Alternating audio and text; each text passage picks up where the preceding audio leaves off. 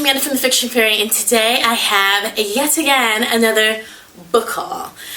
I could say I should stop, I'm doing too much, I need to cut back, I need to put myself on the book buying ban, I need to be a Project 25, 50, 75, or 100, but the reality is, it ain't gonna happen. I'm just gonna continue to buy books, so why even lie to myself like that? Why lie to you guys like that? So what we're gonna do is we're just gonna act like this is completely normal, and we're just gonna say, hey, this is just another book haul, another book collection. So today I'm bringing you my book collection of classics that I got from Barnes & Noble. Recently I've been watching a lot of booktube videos about classics, and I realized how many different editions they have of classics. And they're gorgeous. They have like, the most beautiful covers. They make me want to buy all of them. And then I would have like 10 different editions of one book because they just draw you right in. And I just was just blown away by the covers of these classics. And not only just the covers of the classics, but then I realized how many classics you read as a kid because you have to for school, but you don't necessarily remember the book. You just remember that, yeah, I remember I read Little Women. Yeah, I remember I read Red Badge of Courage. Yeah, I remember I read, you know, Tale of Two Cities. But you don't really remember the book. Like, I couldn't give you any real pinpoints of what it is. And that kind of made me a little bit sad. I read, you know, the regular reading you do in school about classics, but to be honest with you, most of the classics that I got to know were from a TV show called Wishbone.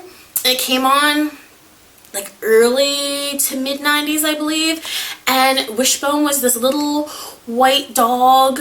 I can't remember what kind of dog he was, but he would just reenact like Huckleberry Finn, but him as a dog. He would be a character in the book, and it just really drew me in. I mean, this is the time of reading Rainbow and stuff, so it really drew me in, and that's really how I knew about a lot of the classics. But the fact that I can't really remember any of them in detail really kind of made me sad, and I thought, you know, I read all these fantastic books that we have today, but I don't read any of the books that kind of created the foundation for apocalyptic books or the foundation for historic novels or gothic novels. Like, I haven't read, or I don't remember any of those foundational books, and I really wanted to get into reading some more of them. So I probably did go a bit overboard with the classics that I bought, and I do have more coming in, so there probably will be another classics haul. However, I decided, hey, I'm going to go for it, I'm going to buy some, and I'm going to get started hopefully this summer reading some classics and really just expanding myself and getting like a good basis for where the rest of all these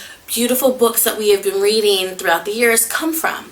So, all these ones that I have today are from Barnes & Noble's, and they're the Barnes & Noble's Leatherbound Classics. And these ones just came in, so they're still in their plastic.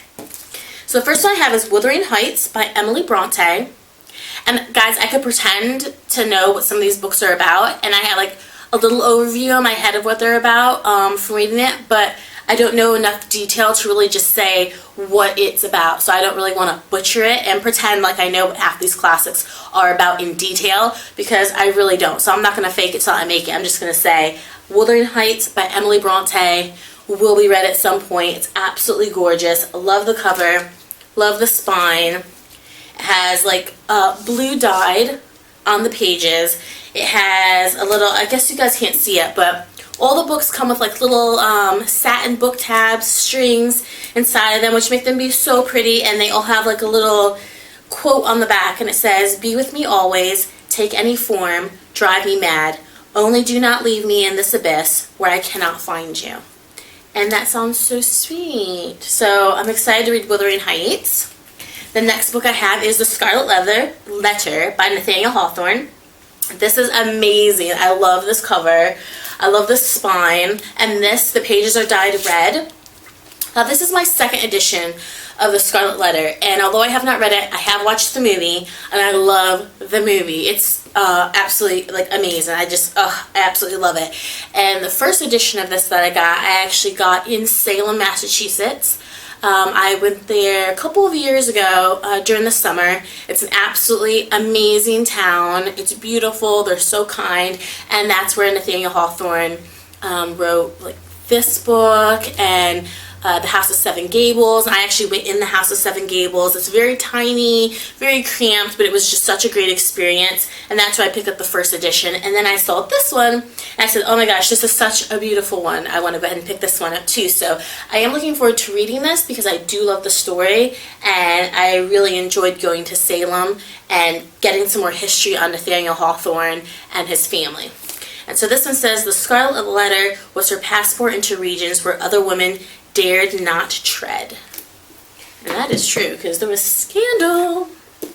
The next book I got was The Picture of Dorian Gray, and this is by Oscar Wilde. Now this book I have been wanting to read, and I've looked at so many reviews on YouTube and GOODREADS, and oh my gosh, this is the basic gist. Guy named Dorian Gray gets his picture painted. He says, wow, that's an amazing picture. The artist did such a great job. His little hater friend on the side says, oh yeah, it is a great picture, but too bad that'd be the best you ever look. Say, what? You never say that to somebody. And then Dorian's like, well, what do you mean? And he's like, well, when people see your picture, they're going to say, wow, Dorian's so handsome, he's so youthful, he's a beautiful man. But then they're going to see you in 10 years and say, wow, he's aged, look how old he's gotten. So the best you'll ever look is the way that that artist has painted you. Which, that is a hater friend to the fullest for them to even say that. But then Dorian gets in his head and he says, you know what, you're right. Wouldn't it be great if the picture aged and not me? And, well, chaos ensues because the picture starts to age instead of Dorian. So Dorian gets to keep his youth, and the picture is the one who takes on the aging process.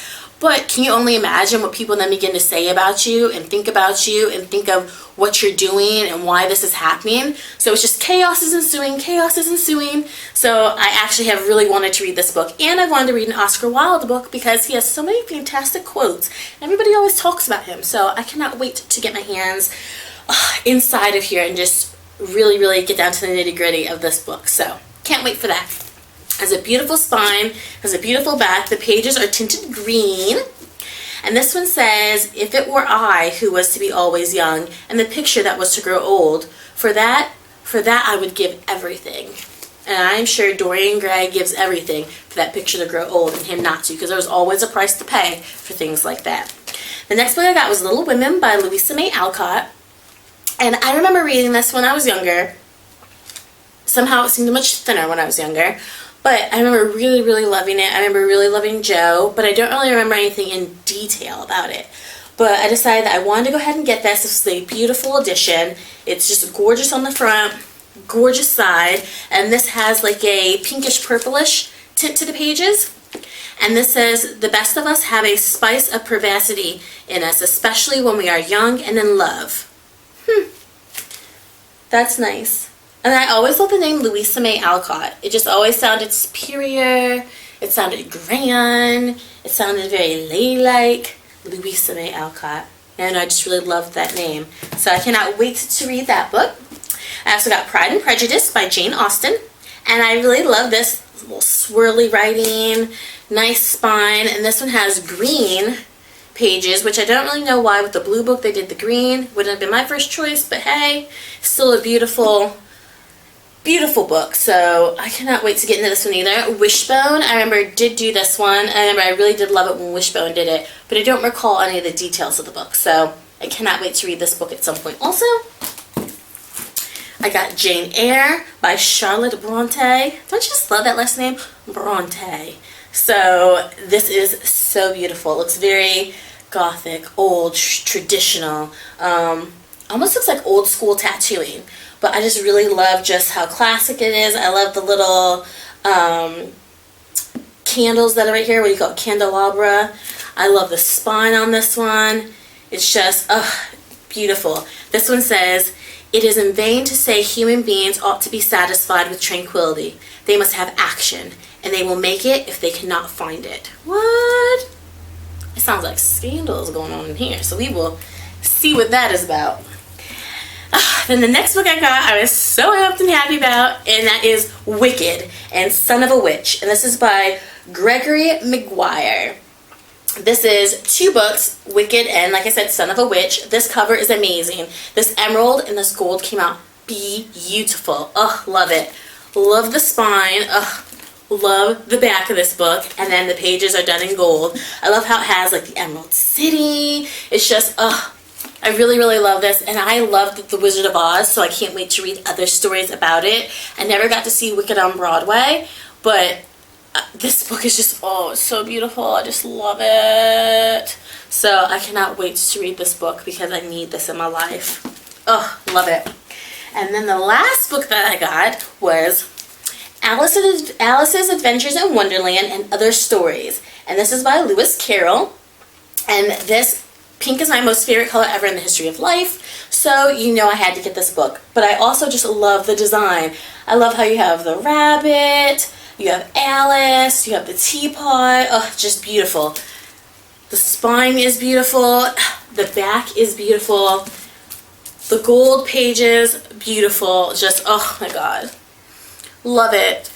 Love it. And then I did already have 2 of these Barnes & Noble Leatherbound Classics before I bought these, so I'll show those to you guys, but I did not purchase them with these. So these don't have the plastic on them yet, which these books won't have the plastic on them anymore either after I put them on my shelf. But I have Dracula by Bram Stoker, and this is the bookmarker I was telling you guys about. It color coordinates with the book.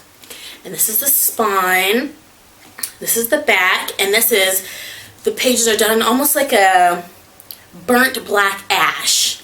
And the back says, listen to them, the children of the night, what music they make. I'm sure Dracula is listening to that. I did get, oh, I don't know, 16 pages into this one, but Dracula I found it's not a difficult book to read, but it's done like in like diary type form. It's just, we're waiting for the book to pick up a little bit, but I definitely am going to finish this at some point. But this is just a gorgeous cover also. And then the last one I have is The Complete Fairy Tales, Hans Christian Andersen. And this is absolutely beautiful. I love it so much. I love that so much, and I love this back. Gorgeous. And then the pages are gold. And I got this book because I love like fairy tales, and then I went to Germany, and it just made me want to, I needed more fairy tales in my life because they are just so mystical and wonderful in Germany, and I had to have this one too. So I have not read this one yet, but I'm going to be reading this. So those are the classic books that I got from the Barnes & Noble's Leatherbound editions thus far. I hope to get more, and I hope to be able to read some of these classics fairly soon and chat with them with you guys. Maybe start doing a little bit of a chit chat on classics. If you guys have read any of these, let me know in the comment box below. If you've read any other classics, let me know in the comment box below.